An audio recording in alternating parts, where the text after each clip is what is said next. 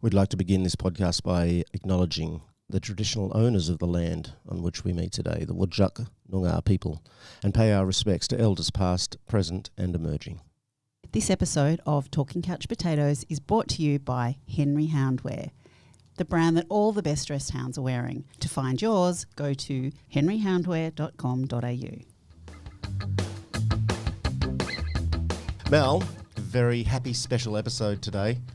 Yeah, sure Episode is. 52, we get to talk about something extraordinary and wonderful and something that Free the Hounds has been pushing for a long time. The community's wanted for a long time. What is it, Mel? It's an inquiry into greyhound inquiry. racing. So a parliamentary inquiry called by the Environment and Public Affairs Committee, which is where our 3 petitions have landed in front of over the last 10 years.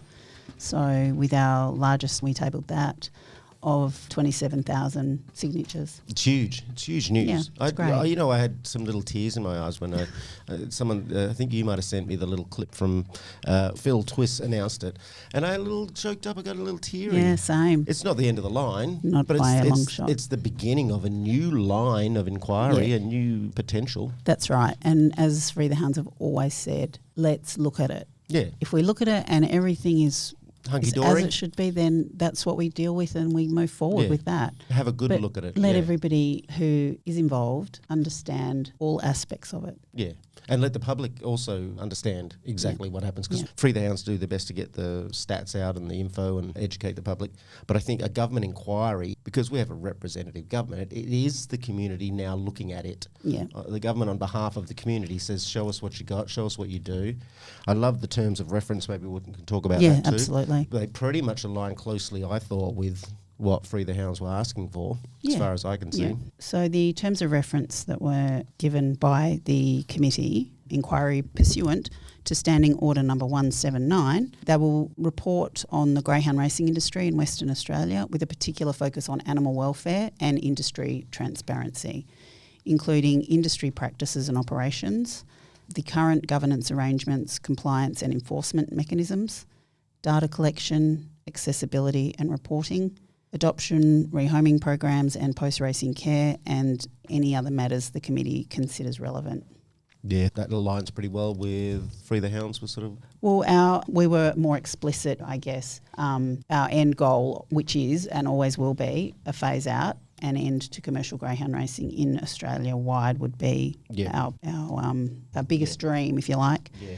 So we were more concise with, we asked for independent oversight, because I think if it does continue, there has to be independent oversight. Yeah. And while racing and wagering say that they are independent, you simply cannot have all of those people working for the same organisation. Integrity, wagering and welfare. Basic organisational and political systems aren't set up that way. You have what's called separation of powers, because one part acts as a check and balance on the other part. Exactly. So they're all happening under one little roof. And literally now in the same building that they just spent $11 million on in the last budget. Yeah. So they're all absolutely together. So you can't say there is corruption and cover-up and lack of accountability. What you can certainly say is the conditions are rife for that. For corruption and cover-up and lack of accountability. And where animals are involved, that should not be the case. That should be where anybody with any power would say, no, we have an independent committee to oversee. We wanted to end imports from other states. So because we are finding that those imports that come in from other states quite often only run maybe a handful of races, or, come here, break down and then have to be rehomed within our population. Right. We don't have a massive population here for the number of dogs that we have. So that's adding to an already overburdened. And to help with that also is putting breeding caps on, so that we know how many greyhounds are being bred each year, how many is reasonable for them to be able to sustainably keep that going and rehome them, because we know that's not happening right now. Mel, can I just pause you on that one? Because that's an interesting one for me. I'm really keen on seeing what they come up with when the inquiry looks at that aspect of it, because I know that you specifically tried to get this information around what is a sustainable number of breeding, and told by the industry that it's commercially sensitive information. That's right. We've asked for it privately through Freedom of Information, and also Brad Pettit actually asked for it when the Estimates Committee had their hearing. last year, and again, it was commercially sensitive. Is there something curious about that? Well, am I missing something about why they wouldn't, on a commercial level, be able to give that information? I guess at the end of the day, they are looking at it from a commercial aspect, Yeah. as it states in the actual comment that they've stated. But I guess it's like you pull the string and it comes undone, because there's several aspects. If they do release how many dogs is sustainable, then or how many they need, they could show that there's far too many that they need to actually run the races that they want in order for the wagering to be profitable enough in order for it to keep it afloat. Well, that's kind of what I was driving at Exactly. a little bit. My question is, like, commercially sensitive means it'll have an impact on our business model or whatever, but this sounds not commercially sensitive. This sounds like it might be a bit ethically sensitive to release. I think that's far more the point, because there is nobody in competition with them in this state. Yeah. You know, and even the rehoming side of it, they run. They are the only one that is funded, if you like, or the government funds through Greyhounds as Pets. Yeah. Everything else is run by donation. Yeah, so they know what the front end looks like. Yep. Which is how many dogs they need to make a few bucks. Yep. They know what the back end looks like, because they've now been compelled by government to enact this sort of rehoming program, GAP. Yep. So they'd be fully aware of the gap Yes. between those Yes. two ends, and they don't want to maybe let us know, because it's probably Unsustainable. yeah. Do you think the inquiry will get into that? Do you think that'll be a part of what they might be able to have a look at? This is the other thing, because they do own, if you like, or take care of all of that. And while it's a parliamentary inquiry, this inquiry is still looking into government. Yeah. So Do you think they might pussyfoot around a bit? Is that what you I don't know. I certainly hope not. And I believe that the members of this committee, because it's across different parties, everything is confidential that happens within those committees, so they should not be swayed. Or one of the committee members, we had asked in a mail out of having meetings with different MPs, we had asked to have a meeting with one of them, and they declined because they said, no, I'm on this committee now and it can't be done, which really made me think, oh, that's good from that perspective. They've got to do an objective inquiry. Yeah. For our listeners, and also for a few of the pro racers out there who I've seen on socials around this inquiry saying, a bunch of left-wing socialists, blah, blah, blah. Just so you're aware, it is a cross-party panel, and we've got a couple of Labor reps there. There's Phil Twiss, a Liberal.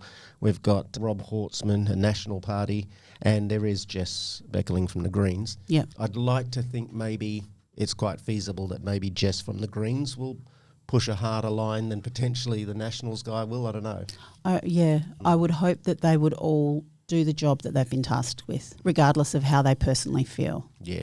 Because at the end of the day, they are working for government, which means they're working for us, the public. Yeah. 26,000 or almost 27,000 people, far, far more than those involved in dog racing, have asked for it to be looked at. Yeah. So have a good look at it. Yes. Have an honest look at it. Honest. And as you say, because if we get the sense that this was a real honest nuts and bolts look at this system, then whatever comes out of it will be much more readily accepted. Yeah. Yeah, exactly. And I think there was, we'd also asked for reduction in race days, which they've actually dropped now anyway, which is good. Bond for rehoming. If you're going to participate in racing, then you have some kind of fallback for your dog, because obviously we're finding that the rehoming is taking a lot longer. These dogs are having to sit in kennels a lot longer. So have some money tucked away, sit in an account for you for the time. Then you have that money to draw on, or to give to a rescue home, or to have for veterinary care if the dog is injured towards the end of their racing time, because we know that's a lot of the reasons these dogs end racing. Just to have some kind of fallback. It's like a superannuation fund. They say they retire. That's exactly right. These dogs retire. I keep hearing people say they're retired, not rescued. Well, if they're retired, where's their retirement fund, mate? Yeah, there it is. Yeah. There it is. All right. And then the big one? The 3-year phase out, that's what we... And that's a generous scope of time, really, to give them time to readjust and other people to find, other ways to do things for us to deal with the rehoming thing. 3 years. We're not saying, bang, do it now. Well, we're going to rehome all the dogs that they throw at us anyway. Yeah. This can be a prescribed phase out, taking care of every single dog, helping individuals reskill if they want to. And you would assume that most of these people have a job as well, because this is their hobby. Yeah. I did have a question for you, Mel. We know that certainly over east, but is it the case in WA that there's one or two really big trainers that kind there's of probably dominate the industry? There's probably about 10 of them. Yeah, so I wonder guess. what influence do you think they might have? I read the other day one trainer had made about 800 grand or something this year alone in prize money. So they're making some huge money. Some of them surpass that. I think the participants that might have more skin in the game are those that are also involved in trotters and thoroughbreds and the dogs. Yeah. One of the major trainers, he opted out because he wouldn't get vaccinated for COVID. So, I mean, if he can swing out for that, I'm sure he's got other ventures that he can, and he owns other businesses. So, yeah.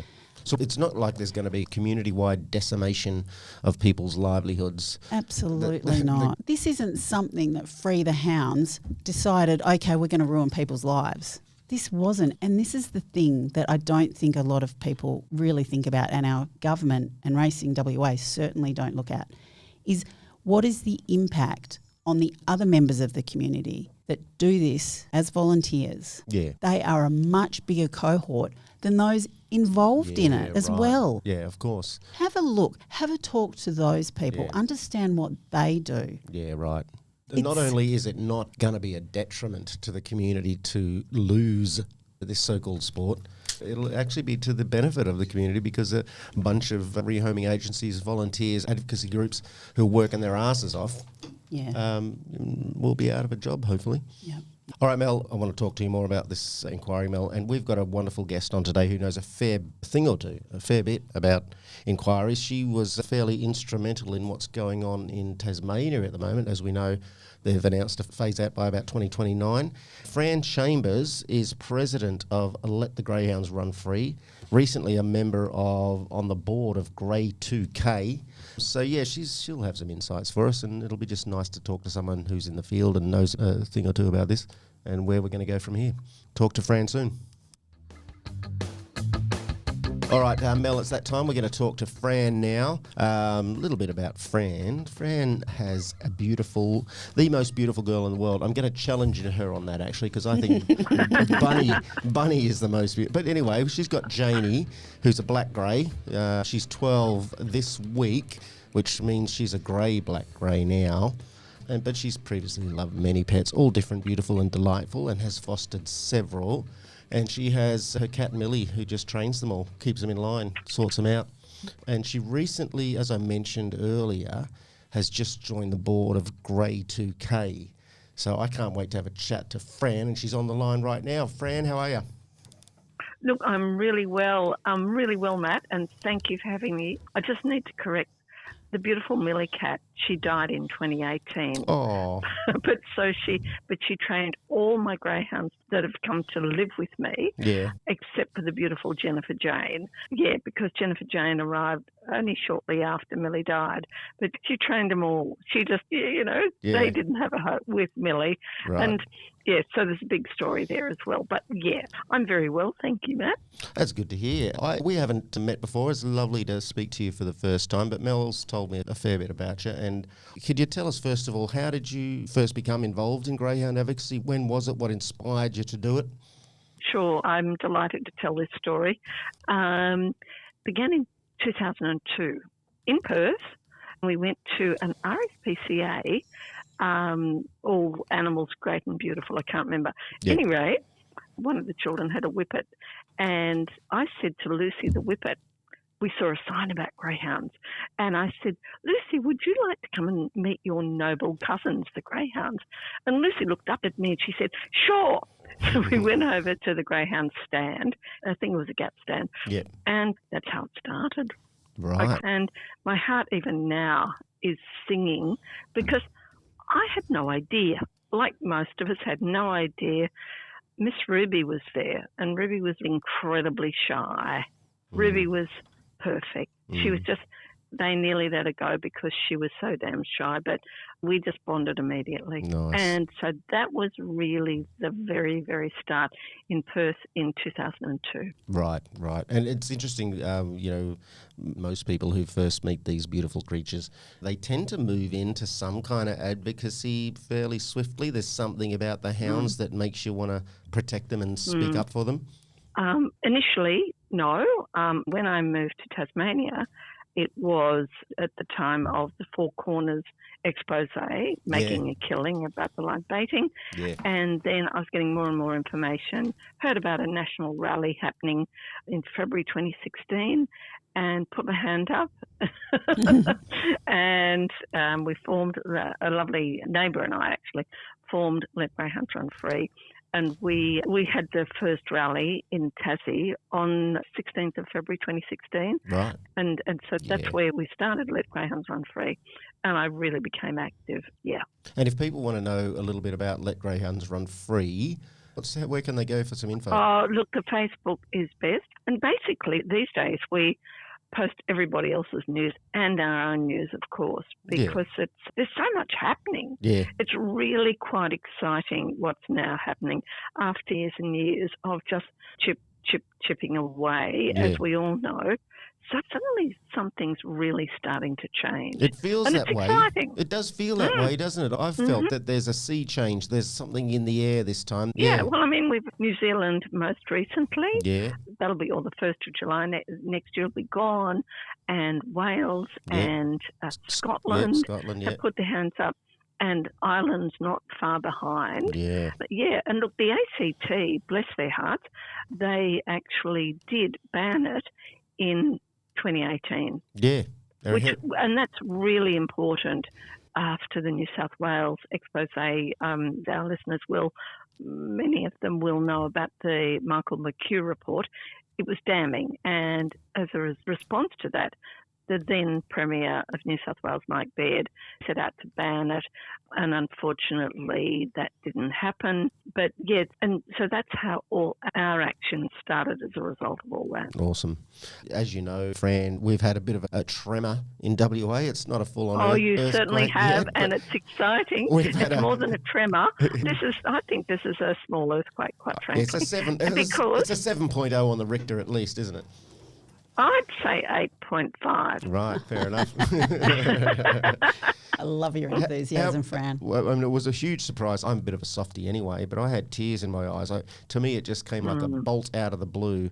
Yeah. How much of a surprise was it to you guys and to your allies in the sphere?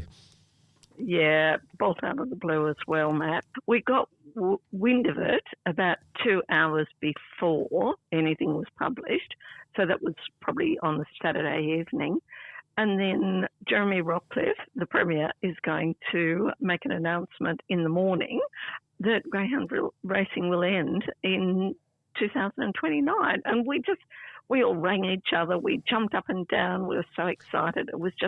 It was quite extraordinary. Yeah. We can't wait to do that here. Myself and some of the Tassie cohort met at a national meeting in 2024 and WA and Tasmania had a bet, the only thing we'd ever bet on, but we bet that WA was going to get over the line first, but Tassie did. It's a great thing to lose I'm to, so pleased to have lost that. I think we're all winners, Mel. We are. Everyone's a winner, especially the Houndies. We are. Look, I just have to put a word in for the amazing Christy Algar from Animal Lib Tasmania, and was Mel and Christy, who I don't know exactly, but I think you were both up on the stage at the same time. And Christy put out the challenge and she said, Tassie's going to win. And of course you both got into it. And I was in the audience and I went, oh God, Christy, no, don't say that, please, because we didn't have a hope. Who knows how the gods are smiling and when they are. Yeah. I see it as we've achieved phase 1, and phase 1 was to get a commitment, and we're now beginning phase 2, which is to make that commitment stick. And that could be a tricky part, couldn't it, Fran? Because I've been looking, I've been keeping an eye on this, and there's already this campaign from the mainland industry figures who are sort of putting their mouth and their money and their political clout into trying to stop phase 2 from moving forward. Mm. What's the plan to What are we going to do What are about you going to do about it, Fran? Come on, Fran. Thank you, Matt. Thank you. I'm personally part of a team, and we really are. Okay, you want the quick answer or the slow answer? Give me something in between. Okay, so the preamble to this is we've been preparing for this. We really have. We've been working damned hard. What we decided to do, because Tasmania has this funding deed, which started 20 years ago in 2009 and due to expire on the 30th of June 2029. We put out a poll and it was about ending taxpayer funding. It wasn't about ending greyhound racing, because that was a bit much for some people. But by focusing on the taxes that people pay, that really started to get the public's attention. That's really clever, Fran. That's a really sort of politically savvy way to approach it, at an obtuse angle that still will get you the same result. Well, that's right. And we had some people saying, well, look, don't do that. Just, we've got to end greyhound racing. But we all understood, because we knew that greyhound racing is a sheltered workshop. And then we got our eminent economist, Saul Eslake, to do an analysis about the financing of greyhound racing in Tasmania. And his report was clear that the greyhound racing industry is not an industry. It's really a sheltered workshop. Right. He came to the same conclusion we did. Really obvious to Blind Freddy that the industry is propped up. So we didn't go into the animal welfare side at all. We're looking at it at a few angles, and where do I go from here? That's just even that alone. It's so impressive that, because if I can be a little bold, there's plenty of passion and heart in the greyhound advocacy arena. Yes. There's plenty of people willing to stand up and decry this stuff. Yes. What we need a little bit more of, my sense, is political nous and a little bit of savvy, a little bit of an understanding that you have to approach this from various angles. As Free the Hounds and Mel do, we always talk about the economic stuff, the gambling aspect. If we just come in, let's protect the poor doggies, which should be enough. It often isn't enough to sway people. No, because it needs to be more politically savvy. And I don't take any of the credit for that. We've got some people on our team who really understand this stuff. And we had the Eslake report on finances. Back in 2023, we had a poll which included people's political affiliations and all sorts of questions, which came out that at least 64% of people want to end racing, and a big percentage certainly wanted an end to the deed funding. They didn't want to be paying for it.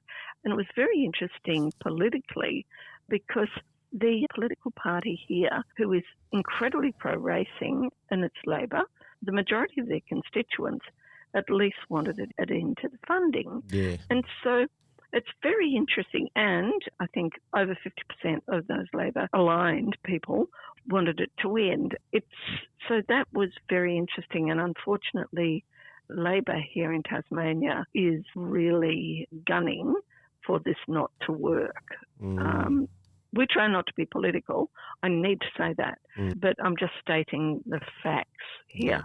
Yeah. I mean, let's call a spade a spade. We know that political parties lean somewhat toward the protection of welfare of animals, and other parties lean more toward commercial interest and that kind of stuff. Yeah, but what's been surprising is, for me, in WA, you do have Labor people who are with you. Yeah. And not all that long ago, I spoke to the amazing people in New Zealand, SPCA, and they were horrified because Labor has been really strongly with them in this push to end greyhound racing. So it's very interesting. Tassie's an interesting place. And we've all got our challenges, but we've recently had another election, which nobody wanted, and nothing much changed, but we got more crossbenchers who are with us. And so it has changed the game for us. That's good news. It is good news. It hasn't changed all that much, but it has changed it. And I want to congratulate and thank Jeremy Rockcliffe for coming out and saying what he did. It would have been very difficult, and it has been difficult.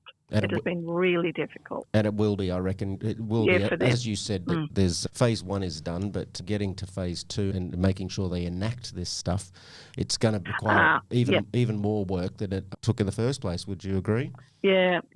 Now, prior to this happening, couple of things. The Greens, Cassie O'Connor, actually, she commissioned a report with UTAS, University of Tasmania, about how we will transition once phase 1 is done to ensure that it's favourable to the dogs, but also favourable to the people in the industry who need to be compensated. Of course. Despite the industry reports, which we all know about, the fact is there aren't all that many full-time FTEs in the industry, but that those whose livelihood it is be fairly compensated. Yeah. So we started that at least 6 months ago. So we were ahead of the game, and we've also got a new Racing Integrity Commissioner who has been charged with getting this through by 2029. And so he's working well with the political parties who will work with him. And so that's really useful. Fran, you hold a lot of valuable wisdom that we could use here in WA. As you know, we've finally got a parliamentary inquiry, which is fantastic. Yeah, maybe pre-phase 1 step that you need to get to that phase 1. Yeah. And we did preempt that because, and actually that's also thanks to Grey 2K USA, because they've been a wonderful source of guidance to us and how to play. I'm sorry, I use the term play the game. Yeah. Ultimately, it's playing the game to win. That's a part of the process, isn't it? Yeah. And the other part you mentioned, that was the legislation. We're really working hard to get it enacted as soon as possible. We, by we, now I'm talking about the political parties, the political mechanisms, but they have succeeded in getting a joint committee to oversee the transition. And that's only just been announced. Again, unfortunately, and I really hate saying this, but our Tasmanian Labor is dead set against it, and they are being as difficult as they can. But, and I apologise to a lot of Labor people out there, that was my background as well. But here, it's odd. They don't understand, or they're so entrenched in it. Let's just leave that there. But that's another thing that we need to get the legislation through as soon as we can. Yeah. And in terms of, I was going to ask you, Fran, that process, as we take these first steps to an inquiry, do you have any sort of wisdom that you could impart to our followers on the podcast as to how to become involved? Because obviously the inquiry is asking for submissions. What are your recommendations in terms of being at this initial inquiry part of the process? Sure. I was glad I asked Mel, is it WA only, who can make submissions, and Mel assured me that it's not. Australia and globally, I think you said, Mel. Yeah, that's right. Yeah, and not only our followers, but to get our followers to tell all their friends, family, overseas connections to make submissions as well. And I know that you're really working hard to get that out ASAP. And then to continue doing what we're realising we have to do, and that is lobbying, basically. Lobbying parliamentary colleagues. We all have different thoughts and ways about how we should do that. And just get the message out there. Free the Hounds, Let Greyhounds Run Free, and several others. We've been doing this for years and years, but we've got to get cleverer. We've got to get more politically savvy. Yep. And just really get on with it where it counts. Yeah. Yeah, great. I like the idea. Make a noise and join together and have a cacophony, a chorus of voices that the government can't ignore is part of it. And you guys are doing that really well. Personally, I've been in awe of the beautiful Mel, and oh my God, and Free the Hounds, and all the work that you do. Mel is a force of nature, Fran. She might. Oh, I know this. She might come across as all pleasant as pie on this podcast, but you should. She is maleficent, I call her, because she's like a dog after a lure when it comes to ending this industry. Oh, God. Hey, Matt, Yeah. I'm sure you said magnificent, not maleficent. Thank you for correcting my mispronunciation. I like it. Magnificent. I was going to say, Fran, as well, we do have a bunch of listeners in WA, across Australia, 53 countries around the world. So if you're listening anywhere, you can be a part of this process, can't they, Mel? So if you want to be a part of it, just go to the WA government website or Google a bunch of these words: Environment and Public Affairs Committee, Google inquiry into the greyhound racing industry, and you'll find a way that you can make a submission. And the more, the better. Just make sure you put Western Australia in there, because we're in Western Australia, mate. And Matt, yes, can they also Google Free the Hounds? Yep, Google Free the Hounds. You'll have a bunch of info up there, won't you, Mel? Yeah, absolutely. We're just, as Fran mentioned, we are getting submission packs together to share with our allies, such as Let the Greyhounds Run Free and any other organisations. We're going to call them expressions of support, because submission can always sound a little bit daunting to some people. Like, I hear submission and I'm like, oh God, I get anxiety. I hear submission and I just think of my wedding day. Oh, God. Okay. I can't let that pass. I just laugh. Good Lord, Matthew. Let's get back to. So we will be getting those packs for our allies, and then that they can also share with their supporters. Good. And you know, we were even talking things like have a supporter barbecue, like not a supporter, sorry, have a submission. It sounds wrong, doesn't it? A submission barbecue. Get down and eat that steak. Get down and eat a submission party, an expression of inquiry party, support party, anything. Oh, you get my drift. Yeah. Get your friends together. Now I've totally gone off track. Get your friends together, have a meal, and put in your submissions for the inquiry. Because you don't need to cover every line item on every term of reference. You can just put in one, focus on one, and write from the heart about it. I was just going to say, and you will be putting this in your support campaign. Yes. That word that we were using. Okay, that's where we reach the Australia-wide and the global message. I mean, we all support the UK and Wales and Scotland, and they support us too. There are some fantastic people.